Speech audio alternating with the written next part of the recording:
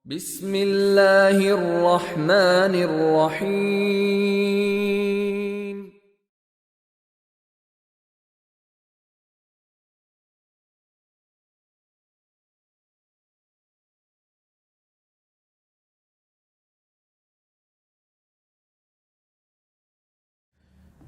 Assalamualaikum warahmatullahi wabarakatuh. Innal hamdalillahi nahmaduhu wa nasta'inuhu wa nastaghfiruh wa na'udzu billahi min shururi anfusina wa min sayyiati a'malina. Man yahdihillahu fala mudilla lahu wa man yudlilhu fala hadiya lahu. Ashhadu an la ilaha illallah wahdahu la syarika lahu wa ashhadu anna Muhammadan abduhu wa rasuluh alladzi la nabiyya wa la rasula ba'dah. Kaum muslimin yang dirahmati oleh Allah Subhanahu wa taala, segala puji kita haturkan kehadirat Allah, zat yang dengan nikmat dan karunia dari Allah segala kebaikan kita menjadi sempurna. Segala puji bagi Allah Azza wa Jalla atas setiap kondisi yang Allah Azza wa Jalla takdirkan untuk kita. Dan segala puji kita haturkan kehadirat Allah, zat yang telah mengaruniakan kepada kita begitu banyak nikmat, terutama nikmat iman dan juga nikmat Islam.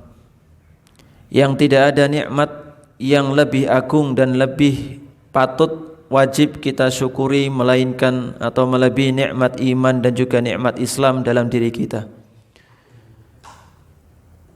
Salawat serta salam semoga terlimpah kepada baginda yang mulia Muhammad sallallahu alaihi wasallam yang sepanjang hidupnya dihabiskan untuk menyampaikan risalah dari Allah Subhanahu wa taala, mengajarkan kepada umatnya bagaimana cara hidup yang selamat baik di dunia maupun di akhirat.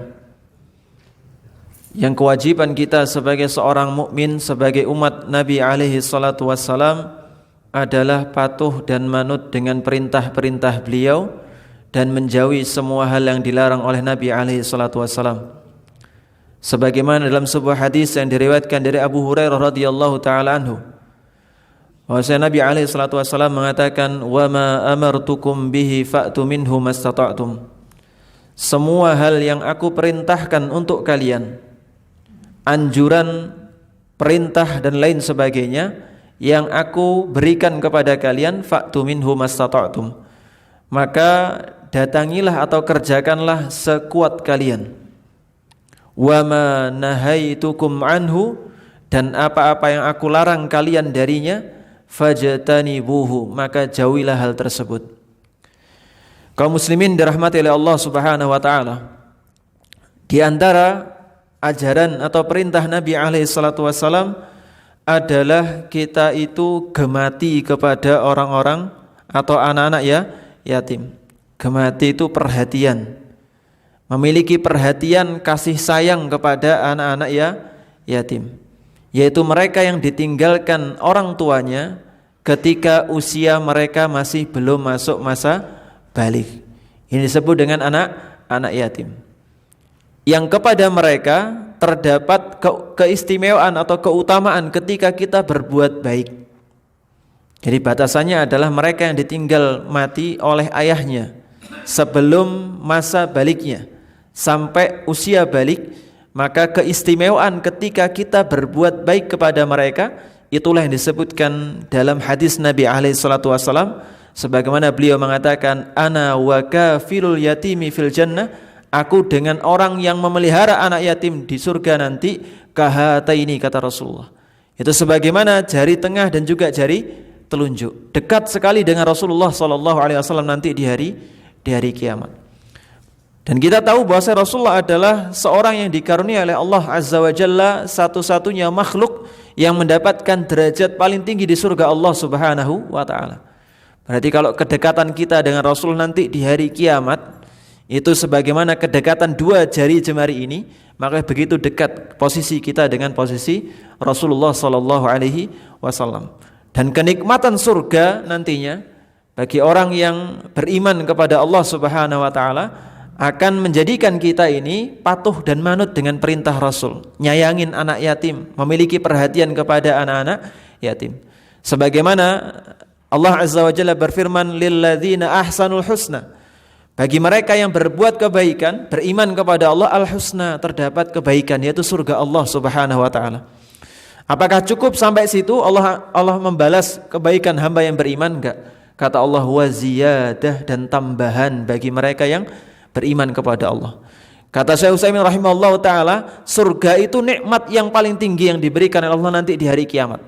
Tapi ada sesuatu atau ada tambahan atas nikmat surga yang diberikan kepada hamba Allah Azza wa Jalla, wa ziyadah, yaitu bisa melihat wajah Allah Azza wa Jalla di surga Allah. Kata Nabi alaihi salatu wasallam, beliau mengatakan, innakum satarawna rabbakum, kalian nanti di hari kiamat akan melihat wajah Rabb kalian, kama tarawnal qamara lailatal badr, sebagaimana kalian menyaksikan rembulan ketika malam purnama. Ini tasbihul ru'ya bir ru'ya, maksudnya sama-sama indahnya, bukan tasbihul mar'i bil mar'i, bukan berarti wajah Allah sama dengan wajah rembulan, nauzubillah min dzalik.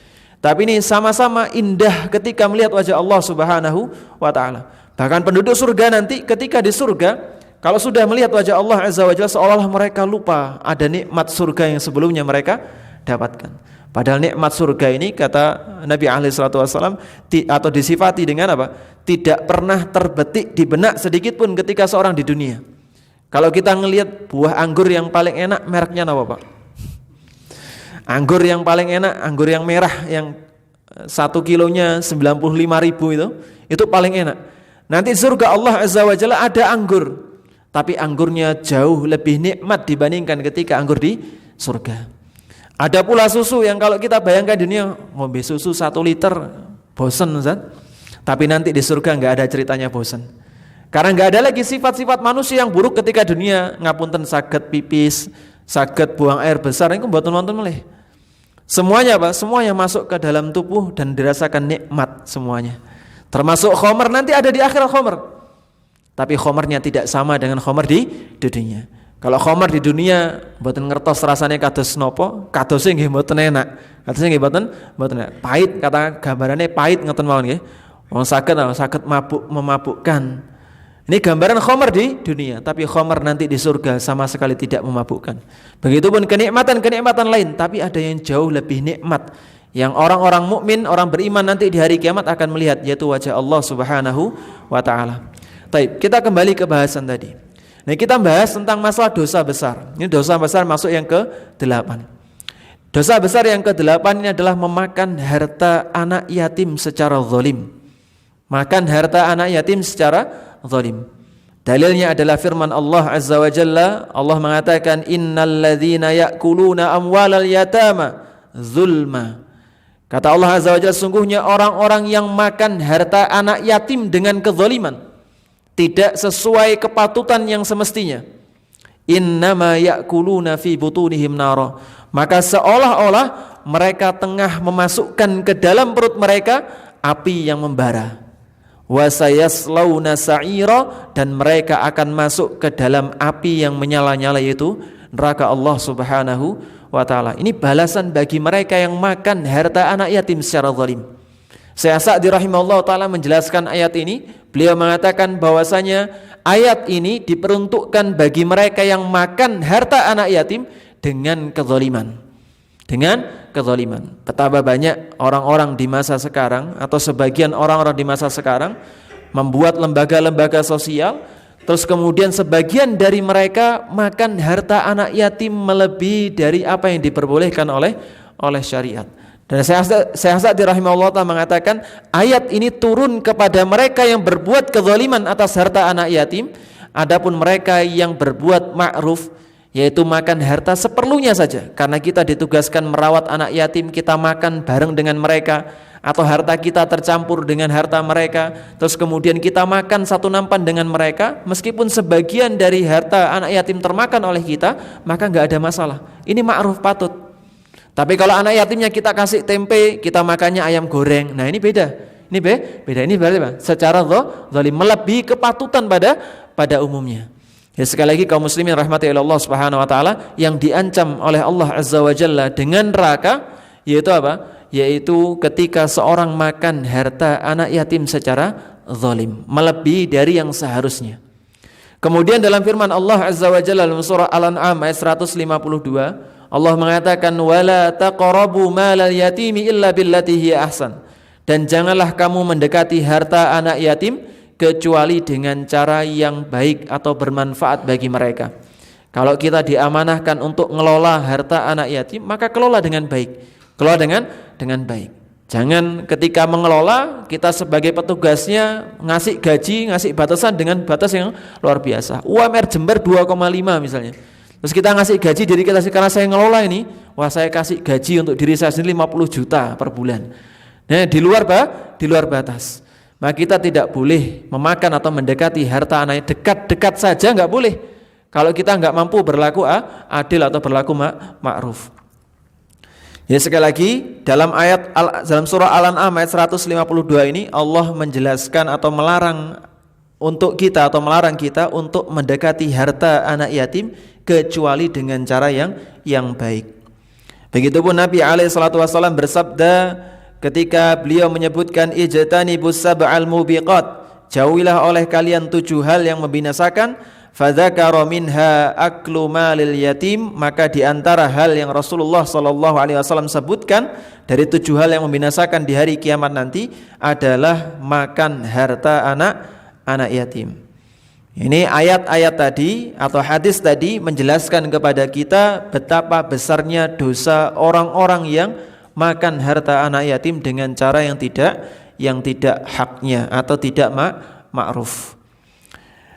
Dan Imam Az-Zahabi rahimahullah ta'ala mengatakan, dan setiap wali yang miskin, artinya ketika orang diamanai anak yatim, memelihara anak yatim, dari seorang anak yatim yang makan dengan cara yang baik, artinya karena walinya miskin, ini dipasrai anak yatim tapi dia sendiri miskin, harta anak yatimnya melimpah.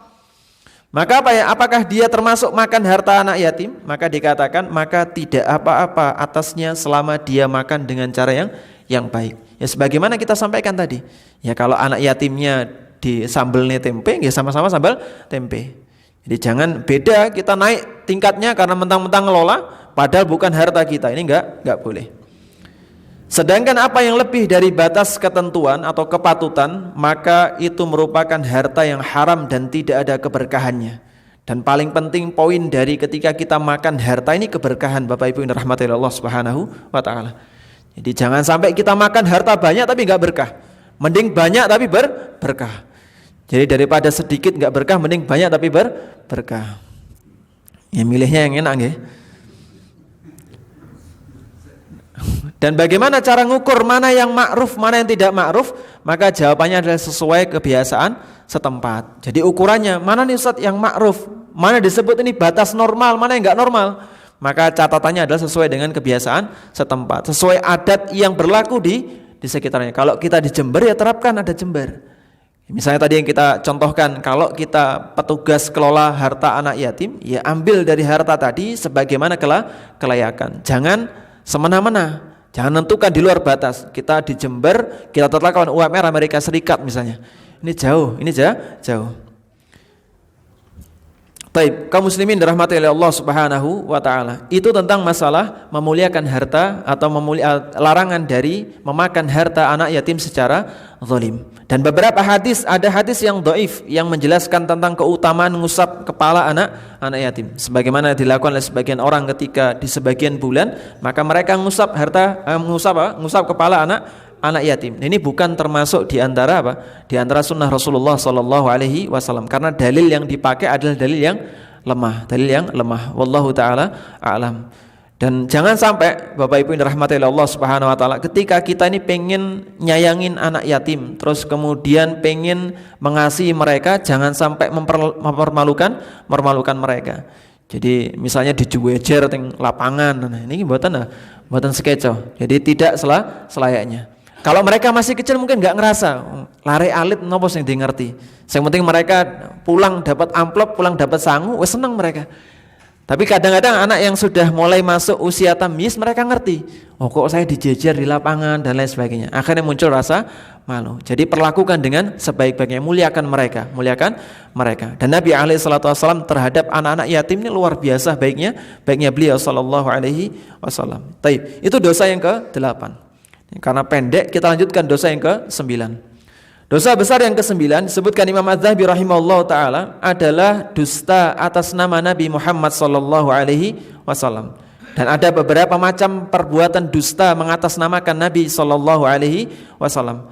Yang pertama, di antara bentuk kedustaan yang parah yang merupakan kekufuran kepada Allah Azza wa Jalla adalah ketika dia berdusta atas nama Nabi Muhammad sallallahu alaihi wasallam dengan menghalalkan apa yang Rasul sallallahu alaihi wasallam haramkan.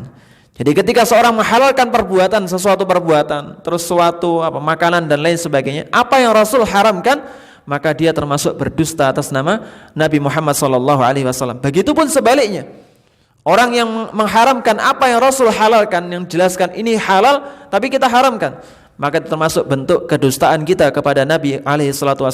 Dan Imam Az-Zahabi rahimahullah ta'ala mengatakan bahkan mayoritas ulama, jumhur ulama berpendapat akan kufurnya orang-orang yang berlaku dusta yang seperti ini. Terus kemudian ada kesalahan jenis kedua, sebagaimana masuk ke dalam pembahasan dosa besar ini. Jadi enggak masuk kepada kekufuran, tapi masuk kepada dosa besar. Yaitu diantaranya adalah menyebarkan hadis-hadis palsu Rasulullah SAW. Jadi di atas namakan Rasulullah, padahal hadisnya palsu, tanpa disertai penjelasan ini hadisnya palsu Pak, jangan diamalkan. Banyak sekali hadis palsu yang tersebar di masyarakat. Misal ketika puasa, hadis yang naumus shaim ibadah, tidurnya orang yang berpuasa ibadah. Ini hadis palsu, jelas hadis palsu. Terus kemudian hadis palsu yang lainnya banyak sekali sampai bingung milihnya. Tapi banyak sekali. Ala kulli hal, seorang yang menyebarkan hadis-hadis palsu, mengatasnamakan itu dari Rasulullah tanpa menjelaskan kepalsuannya, maka dia telah berdusta atas nama Nabi Muhammad sallallahu alaihi wasallam. Dan tidak ada kedustaan yang dinilai oleh para ulama sebagai sebesar-besar kedustaan melebihi kedustaan mereka kepada Nabi alaihi salatu wasallam. Jadi dalam periwayatan hadis itu, kalau seorang berdusta, dusta biasa. Jadi kalau isuk dele sore tempe ngoten. Jadi padahal kenyataannya B, tapi dia ngomongnya A. Ini dusta. Nah, dusta yang seperti ini masih belum dikelompokkan, atau orang yang meriwayatkan hadis ini hadisnya tidak termasuk hadis yang palsu, atau orangnya riwayatnya masih ada kemungkinan nanti kalau taubat diterima riwayatnya. Ini kalau dustanya dusta biasa. Walaupun dustanya berkali-kali, selama tidak atas nama Nabi alaihi salatu wasallam. Tapi ada satu kedustaan yang mana ketika satu kali dia berdusta, maka sebagian ulama berpendapat enggak pernah diterima riwayatnya, bahkan kalau dia bertobat kepada Allah Subhanahu wa taala. Bahkan dia bertobat. Imam Ahmad rahimahullah taala mengatakan, berpendapat bahwasanya orang yang dusta atas nama Nabi Muhammad sallallahu alaihi wasallam walaupun hanya sekali, maka riwayatnya tidak terima walaupun dia bertobat kepada Allah Subhanahu wa taala. Ini kedustaan walaupun hanya sekali. Melebihi kedustaan yang berkali-kali tapi tidak atas nama Nabi Muhammad SAW. Sementara kalau satu kali kedustaan atas nama Nabi Muhammad SAW, maka tidak pernah diterima riwayatnya setelahnya. Nabi SAW bersabda, inna kadziban alayya laisa kakadzibin ala ghairi. Sesungguhnya berdusta atas namaku tidaklah seperti berdusta atas nama selainku. Man kadzaba alayya 'amidan falyatabawwa maq'adahu minan nar. Barang siapa yang berdusta atas namaku secara sengaja, maka hendaklah ia menempati tempat duduknya nanti di neraka Allah Subhanahu wa taala. Ini ancaman bagi mereka yang berdusta atas nama Nabi Muhammad sallallahu alaihi wasallam. Begitupun dalam sabda Nabi alaihi salatu wasallam yang lainnya, beliau mengatakan yutba'ul mu'minu ala kulli syai'in illal khiyanata wal kadzib. Orang mukmin itu diciptakan dengan segala macam tabiat. Ya, tabiat orang mukmin beragam-ragam. Tapi apa kata Nabi? Kecuali tabiat khianat dan dusta. Dua tabiat ini enggak selayaknya ada di dalam diri seorang mukmin. Jadi dusta dan juga khianat tidak selayaknya ada di dalam diri seorang mukmin. Nah, ketika Nabi alaihissalatu wassalam mengatakan atau menyebutkan ciri-ciri orang munafik, maka di antara ciri-cirinya yang beliau sebutkan adalah ketika seorang tadi mengatakan atau berjanji dengan suatu kadzibah, mereka berdusta. Mereka menyelisih janjinya, mereka berdusta. dan lain sebagainya. Jadi dusta dan khianat itu bukan karakter seorang muslim, seorang mukmin. Begitupun Allah Azza wa Jalla ketika di dalam Al-Qur'an menyifati diri Allah Azza wa Jalla sendiri, maka misalnya ketika Allah Azza wa Jalla membalas makar bagi orang-orang yang berbuat makar kepada Allah, jadi berusaha menipu Allah Subhanahu wa taala, maka Allah mengatakan wallahu khairul makirin, Allah sebaik-baik pembalas makar orang yang membuat makar. Tapi ketika ada orang yang berkhianat kepada Allah, orang yang berkhianat kepada ajaran Allah Subhanahu wa taala, maka Allah tidak menisbatkan khianat pada dirinya. Ini menunjukkan keburukan sifat khianat. Begitupun keburukan sifat dusta. Baik. Begitupun Nabi alaihi salatu wasallam bersabda, "Man rawa anni haditsan." Siapa saja yang meriwayatkan hadis dariku, wa huwa yura annahu kadzibun, sedangkan dia tahu bahwasanya hal tersebut adalah dusta, fahuwa ahadul kadzibain, maka dia adalah salah seorang dari dua pendusta. Adalah seorang dari pendusta karena meriwayatkannya. Jadi selain membuatnya juga meriwayatkannya, kena semuanya. Padahal dia tahu ini hadisnya dusta. Dan dengan ini menjadi jelas dan terang bahwasanya meriwayatkan hadis maudhu' adalah sesuatu yang tidak halal alias diharamkan oleh Allah Subhanahu wa taala. Dan ciri-ciri hadis maudhu' ini ada banyak. Yang pertama, kalau ditinjau dari sanadnya, ya tentu saja banyak sekali orang-orang kadzab, yaitu para pendusta.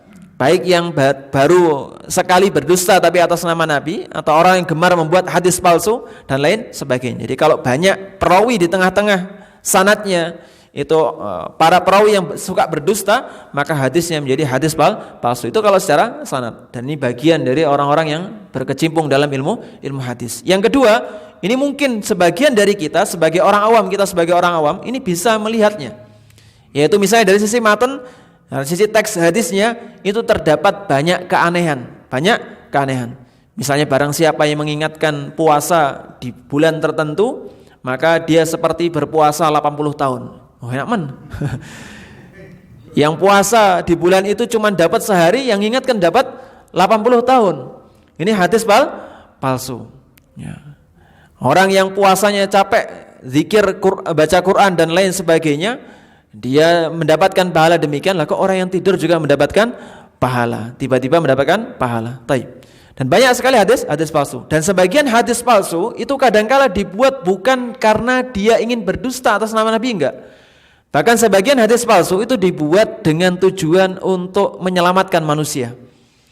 Manusia. Ini tentu saja ini bantahan bagi orang-orang yang ketika mengatakan apa faidahnya kopi. Terus kemudian mengatakan sampun nate dicontohkan nggih. Kalau ada kopi di lambung, ya, maka orang yang minum kopi tadi, atau man syaribal qahwah, barang siapa yang minum kopi, maka tidak akan pernah disentuh oleh api neraka sama sekali. Nah, ini kan hadisnya jelas konyol, nih matanya jelas konyol. Karena di zaman Nabi belum ada kopi. Kok tiba-tiba datang dengan keutamaan kopi? Ini jelas hadisnya palsu. Dan banyak sekali keanehan-keanehan dalam lafadznya. Misalnya pahalanya terlalu berlebihan, terlalu over dan lain sebagainya. Maka kalau kita ngelihat teks hadis yang demikian, hadisnya jelas palsu. Dan sebagaimana kami sampaikan tadi, bahwasanya sebagian hadis itu ditujukan untuk menyelamatkan manusia. Sebagaimana di dalam ada sebuah hadis yang menjelaskan tentang keutamaan surah-surah dalam Al-Quran. Mulai dari Al-Fatihah sampai An-Nas disebutkan semua keutamaan dalam hadis tadi. Dan ini aneh. Bahkan seorang perawi ketika mendapati hadis ini kok enggak pernah dengar hadis ini. Ditanya kepada perawi yang meriwayatkan, dari mana kamu meriwayatkan hadis ini? Dari si fulan. Akhirnya datangi kepada si fulan karena masih hidup. Ditanya, kenapa? Dari mana kalian mendapatkan hadis ini? Datang kepada si fulan. Oh, saya yang membuat hadis palsu ini. Saya buat hadis palsu ini. Apakah dia berniat dusta atas nama Nabi? Enggak. Dia mengatakan, anni ra'aitu, aku melihat annasa manusia itu qad a'radu 'anil Qur'an, mereka berpaling dari Al-Qur'an. Wa syaghalu bi fiqhi Abi Hanifah, mereka mulai sibuk dengan fikihnya Abu Hanifah. Wa maghazi Ibnu Ishaq, dan juga sibuk dengan kitab sirahnya Ibnu Ishaq. Ini sibuk dengan hal-hal baik, sibuk dengan fikih, sibuk dengan sirah dan lain sebagainya, dan mereka lupa dengan Al-Quran, maka aku fawada'tul hadisa, aku membuat hadis palsu hisbatan, supaya mereka kembali kepada Al-Quran, lalu kemudian aku mendapatkan pahala. Enggak, ini hadis palsu. Dan barang siapa yang berdusta atas nama Nabi SAW, falyatabawwa maq'adahu minan nar, maka siap-siap tempat duduknya nanti di neraka jahanam. Taib. Kaum muslimin dirahmati oleh Allah Subhanahu wa taala. Ini orang-orang yang bertujuan baik membuat hadis palsu. Tujuan untuk apa? Tujuan mendekatkan manusia kepada Al-Quran. Tujuan baik nama buruk? Baik. Tapi masalahnya berdusta atas nama Nabi ini sekeji-keji dusta. Bukan masalah mendekatkan manusia kepada Al-Quran, bukan. Tapi masalahnya adalah antum ini mendekatkan manusia kepada Al-Quran dengan sesuatu yang sama sekali tidak diperintahkan Nabi SAW. Bahkan mengatasnamakan Nabi SAW. Maka salah seorang sahabat ketika ada seorang melihat seseorang sholat sunnah 2 rakaat setelah sholat subuh, terus kemudian dilarang oleh sahabat tadi, apa dijawabnya? Maka orang tadi mengatakan, apakah engkau melarang aku sholat 2 rakaat? Apa buruknya sholat 2 rakaat, sholat sunnah? Enggak ada yang buruk. Tapi apa kata sahabat tadi? Aku bukan melarang engkau sholat 2 rakaat, tapi engkau melakukan ini karena melanggar perintah Rasulullah SAW. Jadi bukan masalah jenengan melakukan apa, bukan. Karena ibadah itu intinya kita manut kepada perintah Rasulullah SAW. Kalau Rasul nggak memerintahkan, ya sudah. Wong sunnah itu gampang kok. Sunnah itu gampang. Katakanlah zikir misalnya. Katakanlah zikir. Jenengan khatamkan kitab Al-Azkar karya Imam Nawawi, terus kitab Hisnul Muslim karya Syekh Sa'ad Al-Qahtani dan lain sebagainya. Kitab-kitab azkar zikir Rasulullah sehari semalam begitu banyak, berjilid tebal jilidnya. Itu kitab zikir Nabi SAW. Banyak orang yang nggak ngatamin zikir 24 jam ini demi zikir-zikir baru lainnya. Padahal sudah jelas ada zikir yang dijelaskan keutamanya oleh Nabi SAW. Zikir-zikir yang Rasul SAW ajarkan kepada para sahabatnya, lah kok milih zikir yang sama sekali tidak ada dasarnya. Sudah disediakan sholat sunnah yang kalau kita sholat sunnah sehari semalam, katakanlah 12 rakaat, yang disebutkan Nabi SAW dalam sebuah hadisnya, barang siapa yang man sholla isna asyara raka'ah, barang siapa yang sholat 12 rakaat yauman wa lailatan, sehari semalam, maka apa kata Nabi? Banallahu lahu baitan fil jannah, maka Allah akan bangunkan rumah di surga. Ini keutamaan sehari semalam sholat sunnah 12 rakaat. Tapi ada aja orang yang enggak sholat sunnah 12 rakaat, tapi bikin sholat sunnah yang lainnya, bikin sholat yang lainnya. Jadi kaum muslimin dirahmati oleh Allah Subhanahu wa taala, ada salah seorang ulama mengatakan, barang siapa yang sudah sibuk untuk membuat hal-hal baru dalam agama yang tidak pernah dicontohkan Nabi SAW, maka dia akan Allah jauhkan dari sunnah.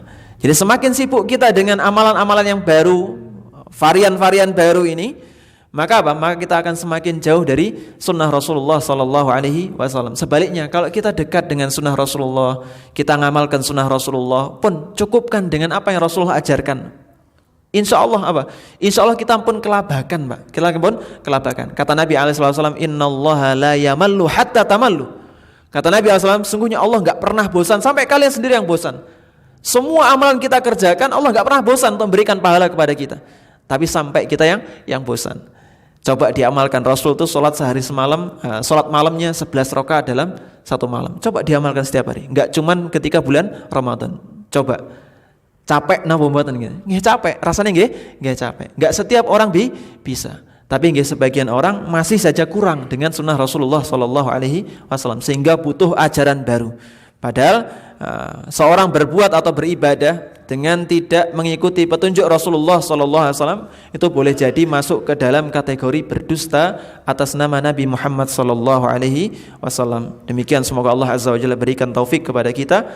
Jika ada pertanyaan yang berkaitan, monggo dipersilahkan. Wassallallahu ala nabiyyina Muhammad walhamdulillahi rabbil alamin. Apakah sama dengan anak yang ditinggalkan ibunya? Maka secara umum dalilnya menyeluruh, jadi berlaku umum, baik yang ditinggalkan ayahnya maupun ditinggalkan ibunya. maupun ditinggalkan ibunya. Meskipun dalam bahasa Arab sebenarnya anak yang tinggalkan ibunya itu bahasanya lain. Kalau bahasa Indonesia kan ada yatim dan juga ada piatu. Tapi ala kulli hal dua-duanya juga kita ketika berbuat baik kepada keduanya maka juga mendapatkan keutamaan sebagaimana yang Rasulullah SAW sebutkan. Demikian wallahu taala alam. Yang pertama, bagaimana batasan baliknya? Maka batasan baliknya adalah sebagaimana batasan balik di dalam salat atau dalam thaharah. Yaitu batasan baliknya adalah yang pertama umur 9 tahun, lalu minimal umur 9 tahun, lalu keluar tanda-tanda balik. Bagi laki-laki ngapunten keluar sperma atau mani, lalu kemudian bagi perempuan maka mereka mengalami haid. Ini batas minimalnya 9 tahun. Adapun umur sebelum itu lalu kemudian keluar dari mereka dua cairan tersebut maka tidak terhitung sebagai balik. Atau misalnya tidak keluar sama sekali, maka batas maksimalnya adalah umur 15 atau 14 tahun. Ini umur batas maksimal di usia balik. Kenapa sampai usia balik? Karena pada umumnya usia balik ini adalah usia ketika seorang anak mencapai tahap dia mengerti bagaimana mengelola harta. Sehingga syariat menetapkan sampai mereka usia balik atau sampai mereka bisa mentasarufkan harta dengan baik, maka sampai batas itulah kita mengelola harta mereka. Kalau mereka misalnya sampai lebih dari usia balik, bahkan ada potensi untuk menyia-nyiakan hartanya, maka tidak ada masalah kita menahannya sementara sampai mereka faham bagaimana mengelola harta dengan baik. Itu yang pertama. Yang kedua, bagaimana kalau misalnya kita mengelola harta anak yatim, lalu kemudian kita juga ikut makan. Kalau misalnya sekali lagi makannya wajar, maka tidak ada masalah. Kalau makannya wajar tidak ada masalah. Alias alokasi yang lebih utama adalah alokasi untuk mereka. Tapi kalau kita ikut makan di dalamnya, maka tidak ada masalah selama dalam batasan wajar yang beredar atau yang berlaku di masyarakat setempat. Demikian wallahu taala alam. Alhamdulillah, kita cukupkan sampai di sini. Semoga Allah Azza wa Jalla memberikan taufik kepada kita untuk mengamalkan dan menghindari dosa-dosa besar yang sudah kita pelajari. Niki sampun dosa yang ke-10 dosa yang ke-9 dari dosa-dosa besar. Jangan sampai kita nyoba salah satu dari 9 ini, enggak, jangan sampai nggih. Nanti sampai 72 nggih, jangan sampai dicoba juga. Jadi semoga Allah Azza wa Jalla hindarkan kita dari semua dosa-dosa besar dan juga dosa-dosa kecil.